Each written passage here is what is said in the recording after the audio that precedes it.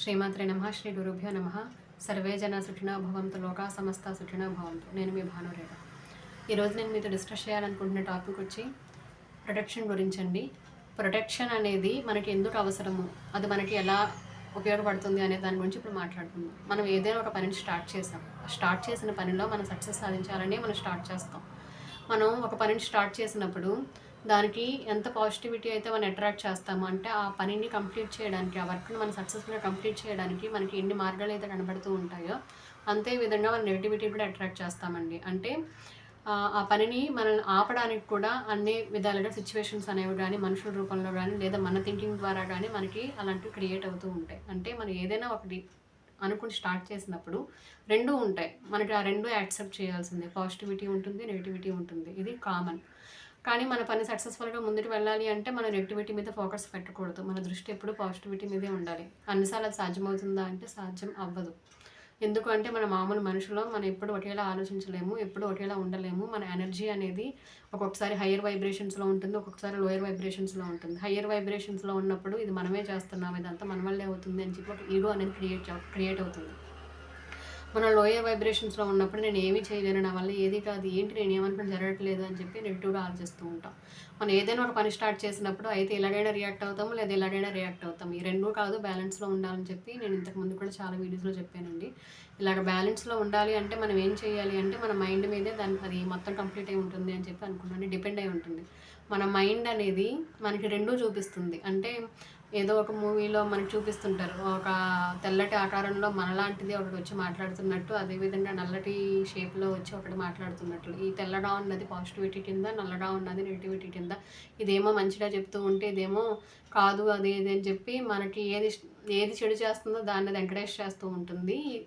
ఈ వైట్ ఫామ్లో ఉన్నదేమో మనకి ఏది ఇష్టం లేదో అదే కరెక్ట్ అని చెప్పి చెప్తూ ఉంటుంది. అదేంటి అంటే మన మైండే మనకి ఒక పాజిటివ్ కింద, ఒక నెగిటివ్ కింద రెండు క్రియేట్ అవుతూ ఉంటాయి.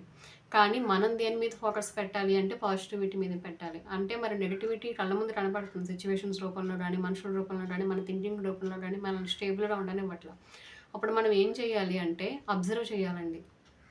ఏం అబ్జర్వ్ చేయాలి అంటే మన మైండ్ మనకి ఏం చెప్తుంది, అది మనకి పాజిటివ్గా చెప్తుందా, నెగిటివ్గా చెప్తుందా అనేది కొన్నిసార్లు మనకి అర్థం కాదు. పూర్తిగా కన్ఫ్యూజ్ అయిపోతూ ఉంటాం. అలాంటప్పుడు మనం ఫస్ట్ గమనించాలి, అసలు ఏం జరుగుతుంది, ఏం చెప్తుంది మైండ్. ఈ పనిని చేయమని చెప్తుందా, వద్దని చెప్తుందా. మనం స్టార్ట్ చేసిన పనిని వద్దు అని చెప్తే ఎందుకు వద్దని చెప్తుంది, దానికి రీజన్ ఏంటి. అది మీకు ఎక్కడో మనసులో చాలా స్ట్రాంగ్గా లేదు, సక్సెస్ అవుతాము, ఈ పని మనం కంప్లీట్ చేయగలుగుతాము అని చెప్పి చాలా బలంగా అనిపిస్తుంది. కానీ మీకు మీ మీద నమ్మకం కలగకుండా సిచ్యువేషన్స్ కానీ, లేకపోతే మీ మైండ్ మిమ్మల్ని మ్యానిపులేట్ చేయడం కానీ, లేదా బయట నుంచి సిచ్యువేషన్స్ కానీ మిమ్మల్ని మ్యానిపులేట్ చేస్తున్నట్లు అనిపిస్తే మీరు చేయాల్సింది ఏంటి అంటే ఈ నెగిటివిటీ మీద ఫోకస్ పెట్టకుండా ఉంటే చాలండి. అంతకు మించి ఏమక్కడ ఫోకస్ పెట్టకుండా మీరు దాన్ని కంట్రోల్ చేసుకోగలిగితే ఆటోమేటిక్గా మీకు ఈ పాత్ అనేది క్లియర్ అవుతూ ఉంటుంది.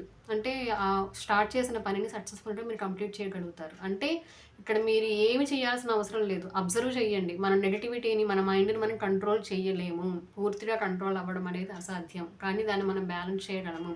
ఎలా బ్యాలెన్స్ చేయగలము అంటే మనకి ఏం చేయాలో తెలియట్లేదు, మనం వెళ్తున్న దారి కరెక్టా కాదా అని అర్థం కావట్లేదు అనుకున్నప్పుడు గమనించండి.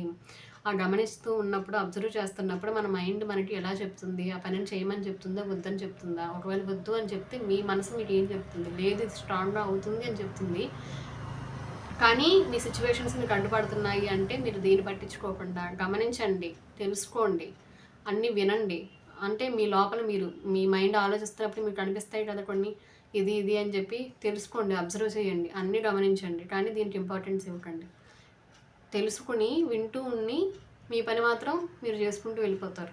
అది మీకు ఎంత కష్టంగా అనిపిస్తూ ఉన్నా సరే మనం అదే చేసుకుంటూ వెళ్ళాలండి. అప్పుడే మన మైండ్ అనేది మన కంట్రోల్లో ఉండకపోయినా కనీసం బ్యాలెన్స్లో ఉంటుంది. మనం అనుకున్న పనిని, స్టార్ట్ చేసిన పనిని సక్సెస్ఫుల్గా మనం కంప్లీట్ చేయగలుగుతాం. ఇది మీకు చెప్పాలనుకుంది. Thank you so much. Gratitude.